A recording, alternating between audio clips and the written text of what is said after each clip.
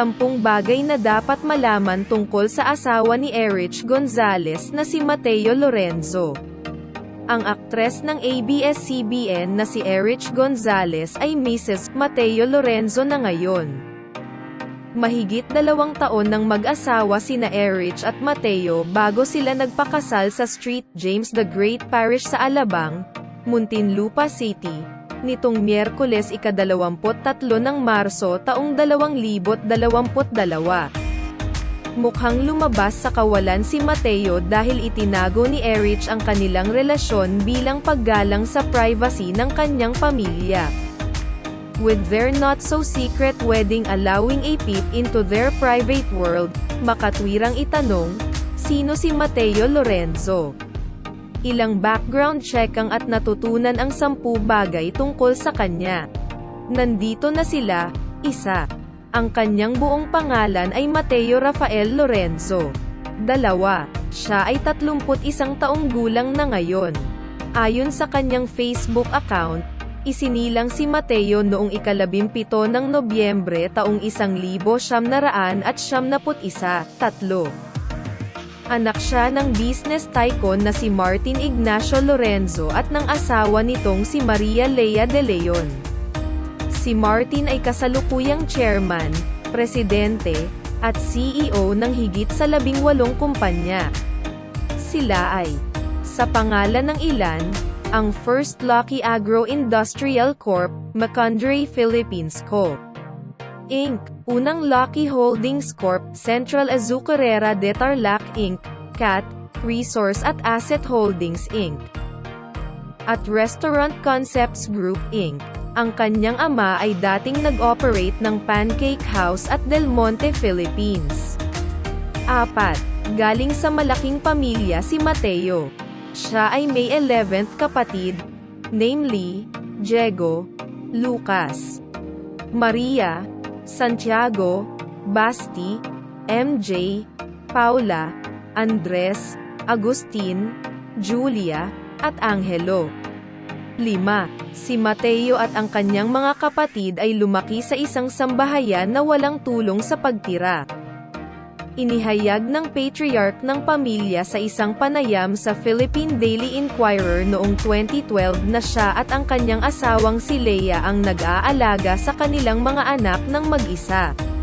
Martin revealed, "Naghahanda kami ng asawa ko ng almusal para sa mga bata at pagsapit ng alas 6:15 hanggang alas 6:30, nakalabas na sila ng bahay, at doon ko ihahanda ang lahat ng schedule. Gayunpaman, tumutulong na ang aming panganay. Kasama namin ang aming bunso." Idinagdag ng business tycoon. Maraming tao ang hindi nakakaintindi na ang pinakamahalagang bagay na kailangan ng isang bata ay isang anchor. Ang mga magulang ay dapat nandyan lang, kailangan nilang malaman na nandyan ka sa tuwing kailangan ka nila. Ngunit kailangan mo ring laging manood mula sa malayo dahil kailangan mong bigyan sila ng sapat na espasyo para makagalaw ngunit hindi sapat na lubid para magbigti. 6. Si Mateo ay nagtapos ng Ivy League tulad ng kanyang ama. Ayon sa kanyang bio sa Instagram, tinapos ni Mateo ang kanyang degree sa Management Engineering sa Ateneo de Manila University noong 2014, na sinalubong ang kanyang ama na nagtapos sa Ateneo noong 1986 na may parehong degree. Natapos niya ang kanyang master's degree sa Business Administration sa Wharton Graduate School ng University of Pennsylvania noong 2021.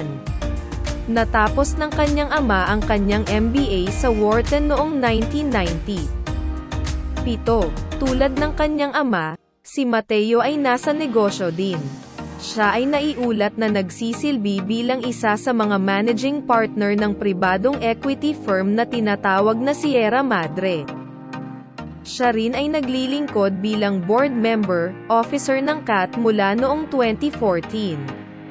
Ito ay ayon sa isang Securities and Exchange Commission form na nakapost sa luisitasugar.com. Ang opisyal na website ng CAT.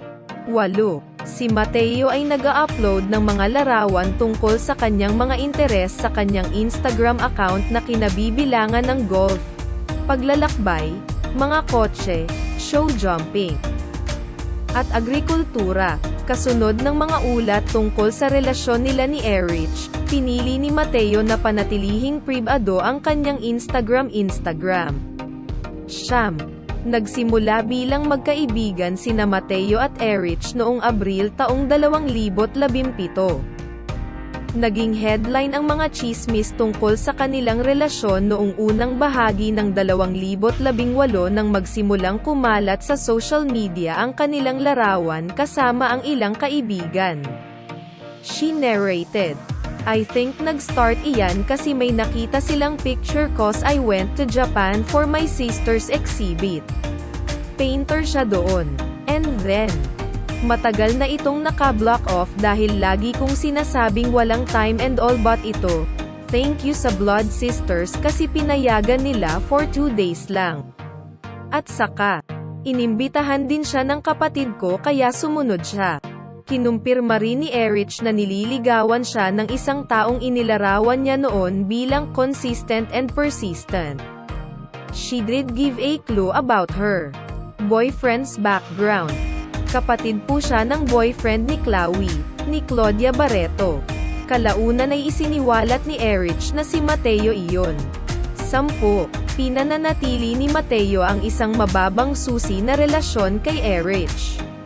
Sa isang vlog sa YouTube noong Hulyo taong 2019, hindi direktang kinumpirma ng Blood Sisters actress ang relasyon nila ni Mateo, ngunit sinabing masaya siya sa kanyang buhay pag-ibig.